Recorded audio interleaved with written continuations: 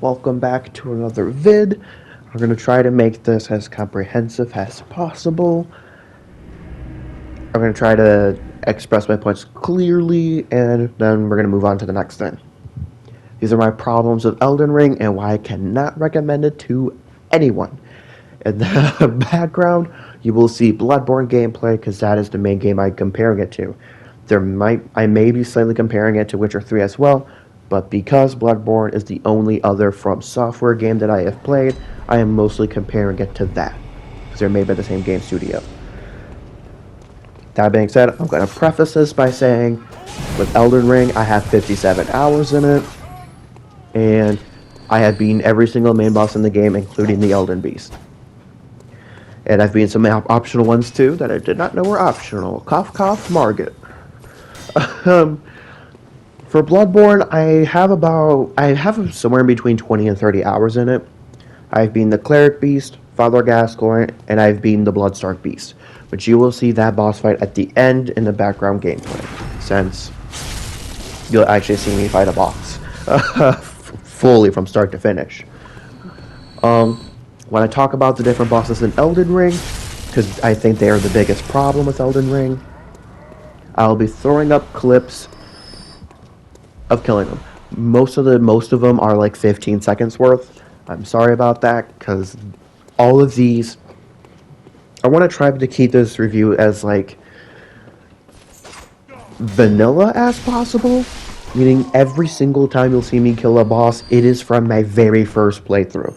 There is no me knowing the mechanics or anything. Like, there's no me knowing all the tricks and trades right off the bat. It took learning right on the spot. I'm not going to first try any of them. But there's that. Keep that in mind. Also, some of the bosses I kill too quickly. So the clip is just basically their death animation. This is the case for Godric the Grafted. And this is a similar case. Well, it's a little bit different with the Fire Giant, because the trophy popped up late for me, and it's basically just his death. It's just his death animation. It's like, okay, thanks, game. And the thing is, after that point, I switched to, instead of recording 15 seconds worth, I switched it to 30. Because, man, some of those bosses deserve that 30 seconds of fame. Alright. First off, kick this off with some pros for Elden Ring. Visually great. Really beautiful looking game. It also runs smoothly. That's kind of it. The areas are vastly different from each other. At least the Blood Swamps are different than the Stirring area. The Mountain Giant area is different from the rest, and the area where you fight Malekith is different than the rest of that area. And a city with Godfrey and Elden Tree are different than the rest. I think it has very good diversity in terms of visuals. And in most of the cases, in terms of enemy types too. So, the biggest problem is the bosses. I find that to be the hugest problem. And this is not just main story bosses. I think it's a problem with some of the side bosses too. Cough, cough, Astral, the Natural Born. Or the Void, or whatever his name is. We'll get to him in a second, though. For the ending I went for Ronnie's ending. Which this will be my first biggest problem with Elden Ring. The story sucks. It's horrible. I don't mean that the actual plot itself is bad, but its execution is one of the worst that I've ever seen in any video game. It's one of the worst. The side quests made more sense to me, and I actually understood those. That's not just Ronnie's quest, that's also the Volcano Manors. That's also that weird Maidenless dude's quest as well. I think those three are the only side quests I did. I also did another one in the Blood Swamps area, but I didn't finish it. So I can't exactly say too much about that quest, but it still makes more sense than any of the other side, than the main story. Even after I beat it, I'm still confused. By the way, this is coming from not looking at any YouTube videos about the lore or anything like that. None of that. Same situation with Bloodborne. Bloodborne, you already know that shit's going down when you spawn in there. You know you're already starting to the middle of something. And Bloodborne does absolutely beautiful environmental storytelling. Not only that, but it also, like, you can knock on doors, get little tidbits from there, and you get the prompt to knock doors when to knock on doors when you get close to them. And because Bloodborne is a much more linear game, and also it's a lot of close quarters, you're gonna get that prompt eventually. And with Father Gascoigne in particular, the story with him and how he works, psychologically works, is told through his boss phases. Something that Elden Ring does a terrible job at, and I see no evidence of it being anywhere close to this level. So Father Gascoigne, he starts off basically just as a normal hunter like you, just fighting you. Second phase, he opens up his trick weapon, and then if you want to look into trick weapons, go see another video about it. I am not well enough versed in Bloodborne to really talk about the trick weapon system. I do like it, but I'm not experienced enough to talk about it yet. But for Father Gascoigne, his third phase, he transforms into a werewolf, basically signifying his sign into madness. Then even if you just do a light amount of exploring after you kill him, you'll see a dead body there. And I won't spoil anything, but it's very, very depressing. It's so very depressing. And it's kind of saying that there's this descent to monsterhood and madness, because most of this world, you kind of find out, you don't have to look at anything extraneous, you don't have to do a fuck ton of side quests to like understand anything, and the side quests relate to the main world. It's beautiful. Monster Beast kind of makes no sense out of context though. The Cleric Beast kind of does, because you see bodies of similar figures like the Cleric Beast just burning throughout the general world in the starting area. And which that I appreciate. Elden Ring does none of that. None of the boss phases are signified by a particular slowly descent into either madness or slowly trying to glorify themselves. Besides, I think the closest one is Horu Lao. We'll get to that idiocy in a second. But proceeding on with the bosses. Graduate the Grafted. I don't have a clip for him because I killed him so quickly. I think I two-shotted his second phase. And yes, that system was like, bruh. I might just throw out the death screen anyways. It was like, well, there you are. There's Graduate the Grafted. So quick. I think he's good for the first boss, but because I had to really grind out and overlevel myself to where I could compete with Margaret the Fell Omen, it really made God of the Grafted just so easy. And that's where I think that first problem of Margaret being in the wrong spot really comes into play. God of the Grafted should have been first. That area is great though. Moving on for God of the Grafted, because I don't find any particular problems with him in particular, but moving on to the Academy, my personal favorite boss is there, and I also like Radagon, like the wolf boss. Pretty different. It's not a novel idea, but it's different than the rest of the Elden Ring bosses. That area in general is very different. But Radagon was actually a kind of a difficult boss fight for moving around. It kind of sets you up for Malekith. That being said, if he was supposed to be a setup for Malekith, Radagon should have been later. That being said, I think he fits where he's at, so it's kind of a little bit of a complicated situation. But now that I think about it, it seems like Radagon sets you up to fight Malekith, because both of them move around so much. For Renala, Queen of the Moon, she's my favorite, even though I destroyed her. Don't take that out of context, please. But Renala, Queen of the Moon, she has the mechanic outside of actually doing just hitting her. That I really appreciate that, because that mechanic is so different than everything else. They have to kill all of the singers quickly first, and then you can actually do damage to her. and she still summons enemies to try to protect herself and still attacks you. I like that. There's a pre-boss damage. I absolutely love that boss fight. Probably my favorite. Also, I appreciate that you can do a rebirth. Something that's not in Bloodborne, because at Bloodborne, once you spend that point, there ain't no going back. And throughout the Bloodborne gameplay, you'll see me switch between the cane and the Saw Cleaver, because both of them are different, and they fulfill different uses. And we'll get to that whole system once we get to the Elden Beast.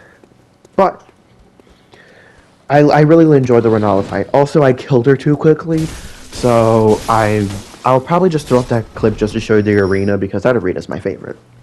It's probably my favorite.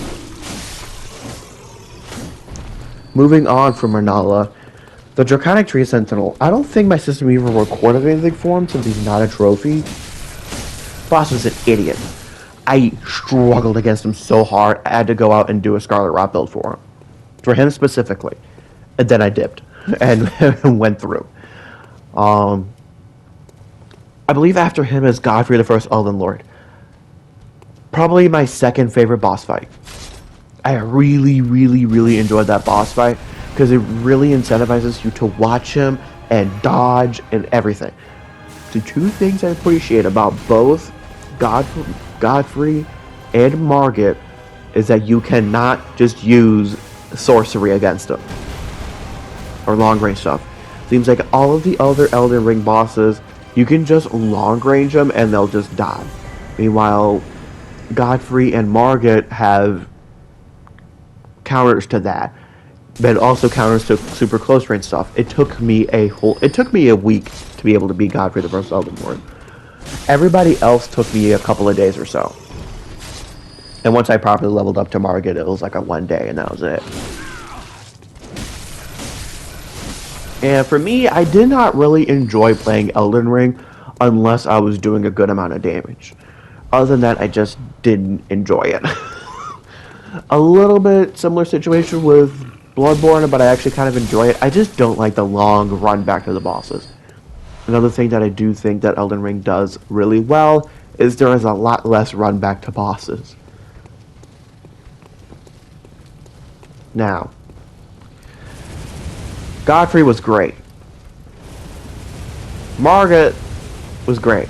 And you would think Margot, the Omen King, would be good too. No. A slight thing about Godfrey was that the hitbox was longer than what was visually shown. And that seems to be a problem From Software struggled for a while. And it's still a little sometimes when you get hit by something that is like, bro, I should not have been hit by that. That being said, Margot, in the clip you'll see me walking into attacks. I normally don't do that, but I had just been trying to fight him for so long, I just went ape for him. I don't remember if I did or not, but I think I had the Mimic at this point. Before this, I didn't even have the Mimic. And here's what I will warn you. For the Mimic boss fight, and I will throw the boss fight up, I actually had a hard time with them because I spec'd into damage. And, ooh, it was rough. I mostly did poison and bleed stuff for the most part because I believe I had the Serpent Bone Blade at this point. Man, it was rough because I spec'd into damage, so be careful about that. Now going past Margit, it's the last few bosses that are my biggest problem. We'll kind of skip the Fire Giant because there was nothing particularly noteworthy that I had a problem with him, but there was also nothing in particularly that I liked about him either. I just think the way he moves is sometimes weird and a little sketch. But I don't know of any big giant boss like that, like giant type boss like that, that's been in a From Software game, so this might have been their first, so I'm not gonna rip on any of them or anything like that. Moving on to Malekith.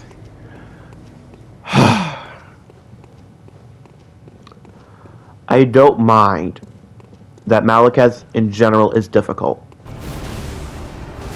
The problem is Malekith's second phase is so much harder than the first.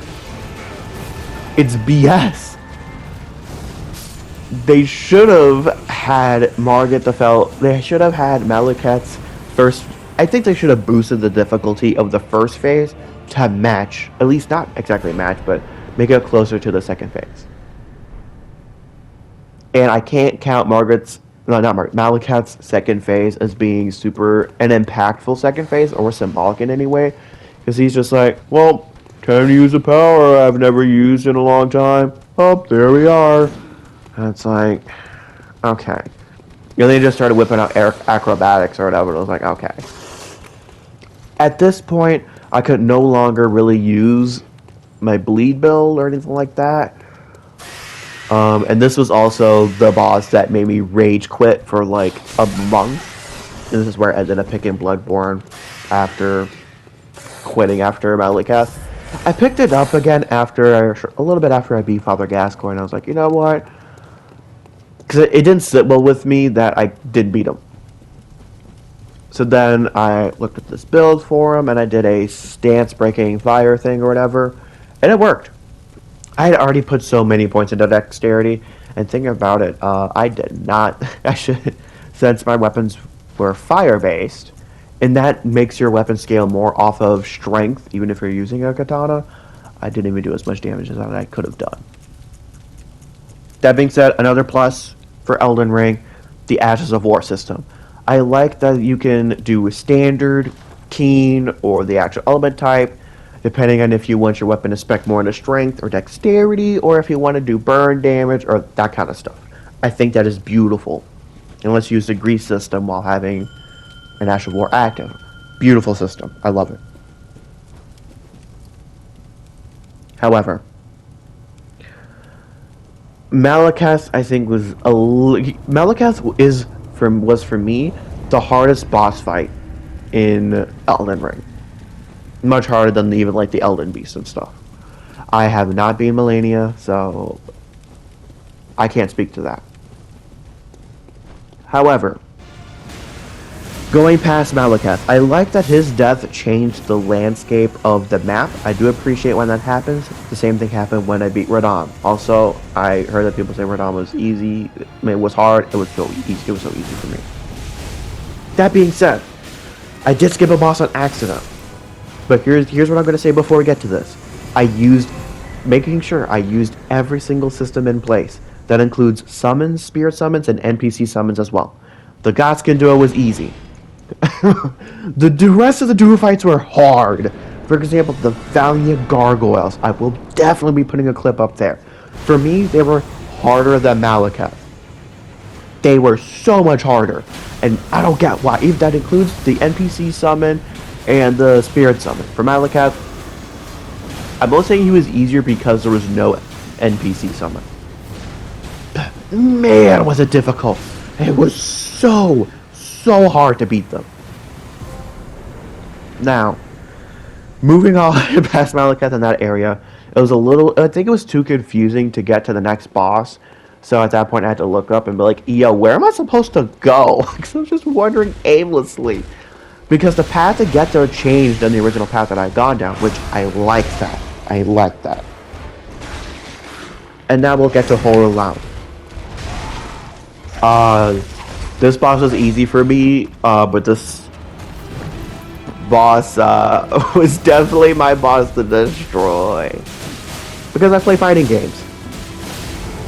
And I have combined with Switch and PSN versions, I have about 100 hours, or even probably more than that, in Dragon Ball FighterZ.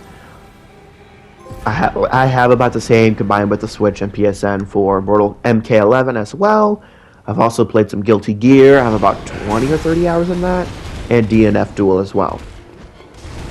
And I played Tekken a long time ago. So I have fighting game experience. That's important because Horror first phase is not that hard, but I found his first phase to be more difficult than the second, since he was easy to read for me. Since I'm used to seeing, I know this is going to be, I'm pretty sure this is not what they're called in Elden Ring speak, but I'll speak in fighting game speak. But his command grabs, I could read from a mile away. I could read from just a mile away. And his switch up and his stomps and his mix-ups sometimes didn't really throw me. Some of his mix-ups and stuff kind of threw me off a little bit, but his stomps and also his rushes I could see coming. Same with his, obviously, his grab and his face switches when he would do more AoE stuff. It took me... I had to fight him a couple of times just to get used to the AoE stuff. Just to make sure... I fought him 2 times to make sure I had his AoE stuff down. So I would stop damaging him after the AoE stuff, and then I let him kill me. Just to make sure I could dodge that stuff. And it only lasted for a little bit. It wasn't permanent or anything. Horror WoW, though, was easy. The first phase was not. it was a little bit more difficult. But you'll see, I basically defeated his second phase in like 10 seconds, like 15 seconds.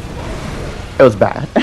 But also, I don't think I'm the best person to judge that boss fight because I have fighting game experience. And if you play from software games constantly, you're not going to really have much experience with that, I don't think. Now, the boss that I had the biggest problems with, the Elden Beast. It's because he's a final boss. If the Elden Beast was not a final boss, I think he'd be fine. But because he's a final boss, I have problems. Nothing that you learned while playing the game that's only specific to that game none of that is useful for Elden Beast. None of it. It's very difficult to stun him, so his poise breaking is not useful knowledge. Dodging is universal. Attack strings are universal. He's immune to poison, scarlet rot, like all of that stuff, sleep, all of that. And he's resistant to every single damage type. He's most resistant to holy damage. And it's like, really? Nothing that I've learned throughout this game is useful. Meanwhile, just for example, Father Gascoigne, you knowing how to counter and shoot that gun as he's attacking, which you learn from an enemy prior to, which you would have seen in the beginning. You wait for him to charge, I shoot him, it stuns him. It's useful for that fight. And it's a starting fight. And for, man, it was a struggle. I was struggling to find very many good things about the Elden Beast, and the Elden Beast fight, and the only good thing is his first phase incentivizes you to wreck him immediately so that you have enough health to endure the Elden Beast fight. Because another problem I have with it is I found myself running to the boss more times than I really cared for, without being hit by any attacks. And it's like, really? This boss fight is mostly just running, getting up close, and swinging. And his actual sword attacks were not that hard to dodge. It was mostly that they did so much damage, and a lot of the times after a while, I'd get command grabbed by him. That being said, I did eventually beat him. Well, obviously throw a clip. It took me... So from Malekith to Horror WoW to the end of Elden Beast, it took me 2 days to beat the game. 48 hours, but no, it took me a few hours on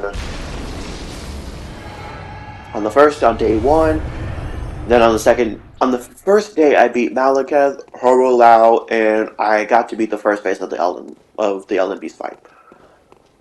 The second day was pretty much just me trying to beat the Elden Beast and figure out my build and stuff, because I had to switch around and do my strength up instead of dexterity, because I was expecting to get to a Fire Ash of War. Now, that being said, something that I didn't quite mind per se with the Elden Beast fight was the amount of range that he had for just having a sword, and at least the first phase connected to the second phase, even though it didn't really seem like it did. I know I'm probably missing some lore bits about that. For what I would have liked to have seen. I really would have liked to have seen the secondary weapons that you can carry actually be useful. The only weapon that I ever carried secondary in my offhand was the spell thing. That's the only thing I ever carried in my offhand, outside of the dual katanas. For the Elden Beast fight, I wish he would have glowed different colors, like maybe not even because Scarlet Rot is kind of OP, but at least the different damage types and having to learn of applying those is making it to where if it glows red, he's resistant to fire. If it glows blue, he's resistant to magic. If it glows white, he's resistant to freeze. If he glows yellow, he's resistant to holy. That'd have been great. Just a small little detail, but a great way to like you could optimize the damage you could do to him, but also it wasn't like he would be immune to that damage, but it would incentivize you to actually know the different damage types and that kind of thing. You know, at least one of the systems in the game instead of just standard damage go brrr. Because most Ashes of War aren't useful on him either, because he's pretty much immune to most of them. But those are my main gripes. The bosses are for sure the weakest part of Elden Ring. I know a lot of people praise the bosses, but man, a lot of them are the worst that I've seen.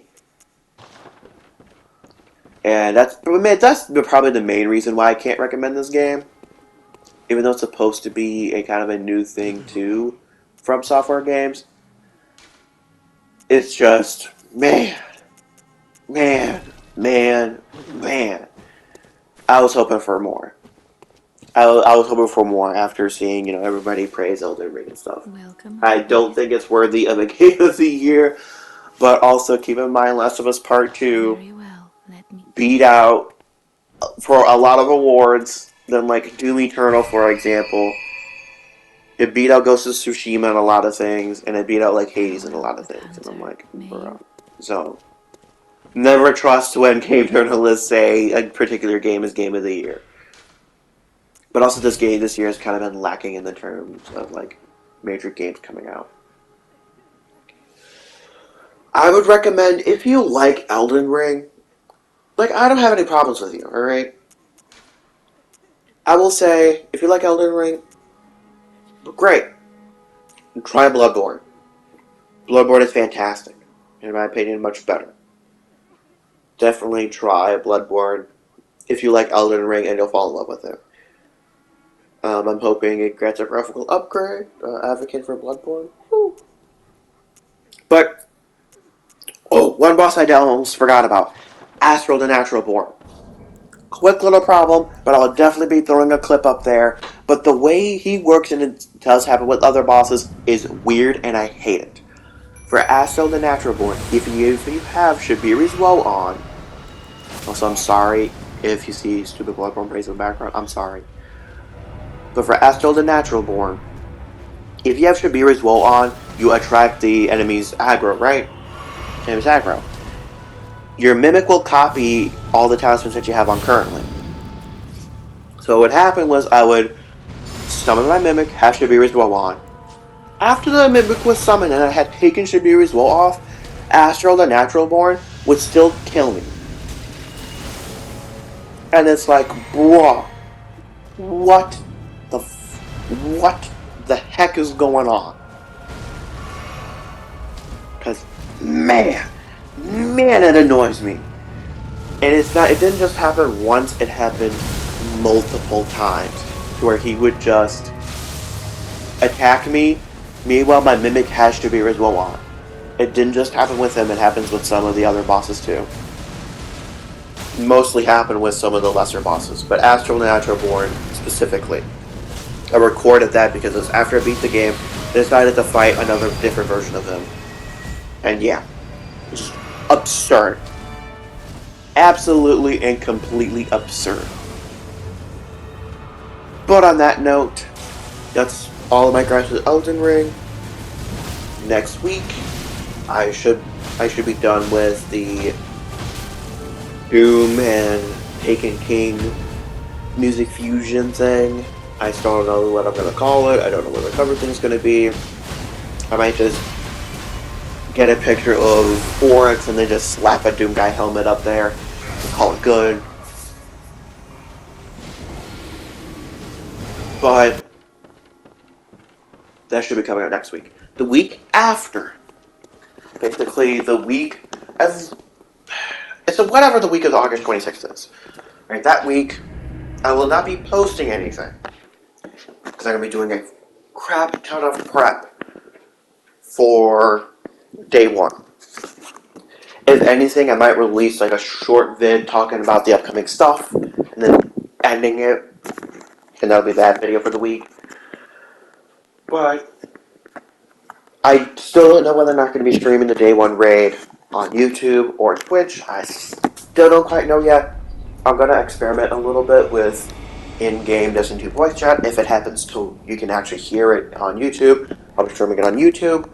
If it doesn't work on YouTube or Twitch, I don't know yet.